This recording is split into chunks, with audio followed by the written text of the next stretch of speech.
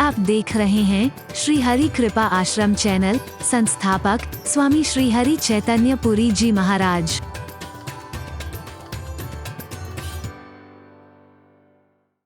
मां कहा है, इसका मार्गदर्शन जीवन का उत्थान करने में सक्षम है। पृथ्वी को मां कहा है, इसका मार्गदर्शन जीवन का उत्थान करने में सक्षम है। नदियों को मां कहा है, इनका मार्गदर्शन अपना लेना, जीवन का उत्थान हो जाएगा, तुम्हारा पतन नहीं होगा कभी। उसके बाद गीता को पुस्तक नहीं कहा है हमारे भारत में, उसे भी मां कहा है। गीता इत्यादि पुस्तकों को पुस्तक ना कह करके उनको भी मां कहा है, गीता मां कहा है। कर्म, भक्ति और ज्ञान का जो सुंदर समन्वय गीता में मिल रहा है, मैं कह रहा हूं इससे बड़ा मार्गदर्शन और दुनिया में क्या होगा।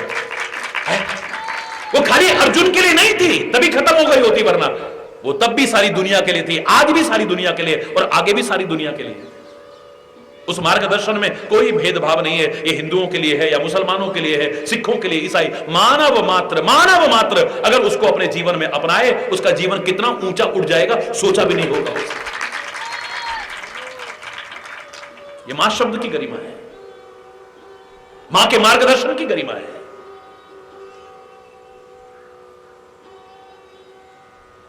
तुम खाली कर्म करो, जिंदा रह सकते हो, कोई बड़ी बात नहीं है। तुम खाली कर्म करो, चाहे जो कर्म करो, अच्छे कर्म करो, बुरे कर्म, जिंदा तो रह सकते हो। क्या बुरे कर्म वाले जिंदा नहीं रहते? जितनी तुम्हारी जिंदगी है उसे तो काट जाओगे। न हो तुम्हारे जीवन में ज्ञान, क्या अज्ञानी लोग जिंदा नहीं रहते? बोलो बोलो ना, रहते। जीवन में तुम्हारे ज्ञान ना हो तो भी तुम जिंदा रह सकते हो।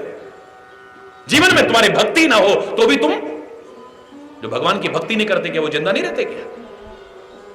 यहां तक कि भगवान से जो विरोध भी करते हैं, जीवित तो वो भी रह रहते हैं। अरे ज्ञान ना हो तुम्हारी जिंदगी में, तुम जिंदा रह सकते हो। भक्ति ना हो तुम्हारी जिंदगी में, तुम जिंदा रह सकते हो। ज्ञान और भक्ति दोनों ना हो, खाली कर्म करते हुए तुम जिंदा तो रह सकते हो, लेकिन जीवन में जो सुख आनंद पाना चाहते हो नहीं पा सकते। जिसे सरल शब्दों में मैंने कहा था, सरल से सरल शब्दों में कहा था, मेरी आंखें ना होती मैं जीवित रह सकता हूं। अगर मेरी आंखें ना होती क्या मैं जिंदा नहीं रह सकता? अगर मेरे कान ना होते क्या मैं जिंदा नहीं रह सकता? बोलो।